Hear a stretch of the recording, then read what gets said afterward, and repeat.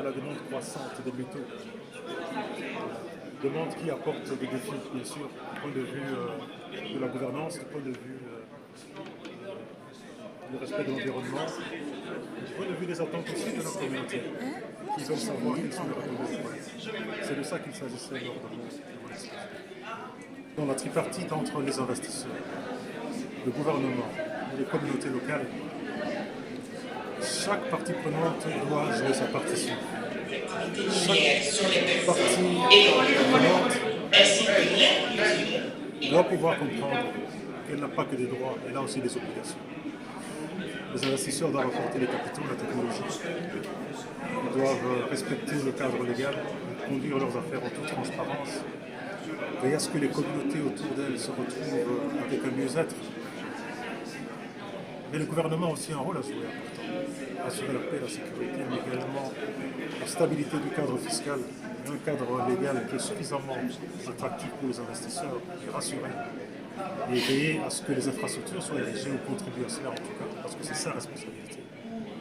Et en fait, les communautés locales ont un rôle important à jouer, des obligations aussi.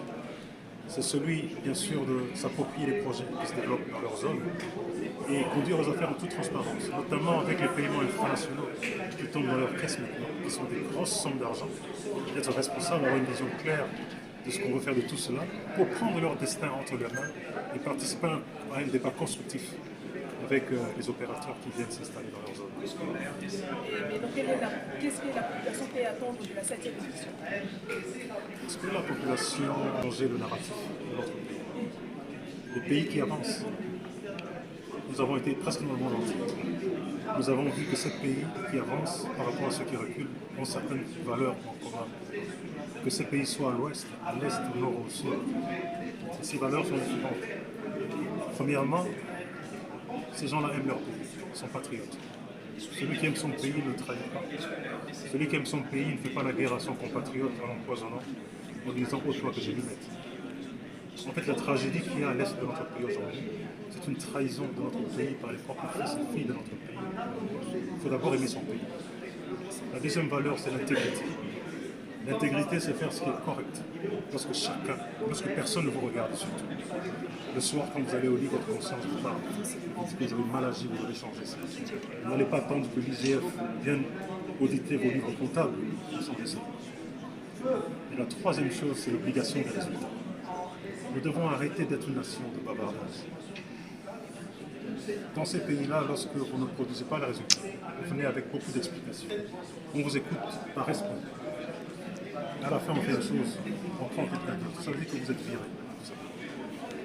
Et la dernière chose, c'est la méritocratie. On prend à mettre les gens qui font la place qu'il faut. Parce que nous sommes 100 millions de talents, 100 millions de talents uniques, aussi uniques que les empreintes digitales que chacun de vous. Chacune d'entre vous ici a un talent spécial. Il n'y a que vous qui pouvez le faire. Personne ne le fera en tant que vous. Les autres vont vous imiter. Voilà ces 4 valeurs que 100 millions de Congolais doivent appliquer. Nous devons cesser de penser que c'est la faute aux dirigeants, c'est la faute aux autres voisins, c'est la responsabilité. Nous a amené, c'est la promotion de la bonne gouvernance et mobilisation des recettes de secteur pilier dans le contexte de la transition énergétique en Comme vous le savez, notre pays résulte d'enrichissement mené que nous-mêmes ne connaissons même pas estimer. Et 80% de nos recettes proviennent du secteur minier et qui malheureusement ne fait pas décoller le du Congo par le fait tout simplement que la corruption gangrène dans tous les secteurs, commençant par les exploitants miniers, les services de l'État et même la politisation du secteur lui-même dans le pays. L'atelier a jailli beaucoup d'idées, il y a eu beaucoup de commentaires de part de tous les participants et tous les orateurs qui ont été conviés à cette activité nous ont montré comment éviter, comment lutter contre la corruption. Mais, malheureusement, il y a un défi énorme qui est en rapport avec le pouvoir judiciaire. Et si vous avez suivi Madame la ministre de la Justice, elle-même a reconnu que c'est un défi énorme. Parce que jusqu'à jusque-là, même la justice ne s'est pas arrêtée une seule personne pour la cause de la corruption dans les secteurs. D'abord, c'est la 7e édition. On assiste chaque année avec Sarwa qui est notre partenaire. On a retenu le plus important, c'est que tout le monde doit se battre contre la corruption et les injustices. La deuxième chose, c'est que le président de la Chambre de on doit être sérieux. Il y a eu question de fiscalité, question de mobilisation des recettes. C'est un processus. C'est un processus à faire. Il demande l'implication de tout le monde. Chacun a un rôle à jouer. Les politiques ont un rôle à jouer. Les activistes de la société civile ont un rôle à jouer. Les journalistes ont un rôle à jouer. Chaque citoyen a un rôle à jouer dans la lutte contre la corruption. Et pour être sérieux. Quand nous prenons en Afrique subsaharienne, il faut dire que la RDC a de très bons niveaux. Généralement, et dans le secteur des mines, notre code minier, notre règlement minier, c'est le meilleur. Beaucoup de pays savent. L'État a investi pour la production de l'eau. Maintenant, l'État doit investir pour appliquer les lois.